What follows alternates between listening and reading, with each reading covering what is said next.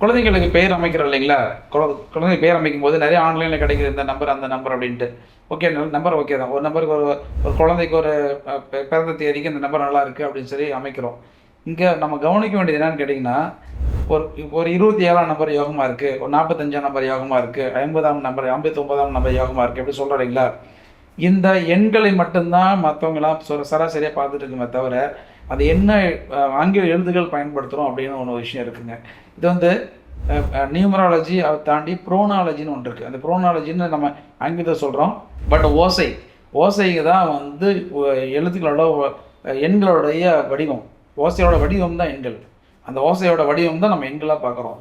அந்த ஓசை வந்து ஒரு முதல் லெட்டருக்கும் அடுத்த லெட்டருக்கும் என்னென்ன லெட்டர் வருது, எந்த மாதிரி எண்களை எழுத்துக்களை நம்ம பயன்படுத்துகிறோம் அப்படிங்கிறத பார்த்தா தான் அந்த பெயர் யோகமான பெயரா தோஷமான பெயரான்னு இருக்கும். வெறுமனே கூட்டுத்தொகை எடுத்து நம்பர் வந்துச்சு, ஓகே அந்த பெயர் வச்சிடும் அப்படின்னா நிச்சயமாக அது யோகமான நம்பராக இருக்காது. யதார்த்தமாக அது அமைஞ்சால் ஓகே. அது நெகட்டிவாக எண்களோட அந்த ஓசையை வச்சிருந்தது அப்படின்னா அந்த குழந்தையோட அந்த நியூமராலஜி முழுமையாக வேலை செய்யாது, அது யோகமாக அமையாது. இதை கவனமாக வச்சு பார்த்து அதுக்கப்புறம் அந்த குழந்தைக்கு பேர் வைக்கணும். இதில் எப்பவுமே குழந்தைக்கு பேர் வைக்கும்போது ரொம்ப ரொம்ப கவனிக்க வேண்டிய விஷயங்கள், அந்த பெயருடைய ஓசை சரியாக இருக்கா அப்படின்றத பார்க்க வேண்டியது. இது போன்ற மருத்துவம், ஜோதிடம், ஆன்மீகம் தகவல்களுக்கு அகத்தியம் டாக்ஸ் சேனலை ஃபாலோ பண்ணுங்கள். நன்றி, வணக்கம்.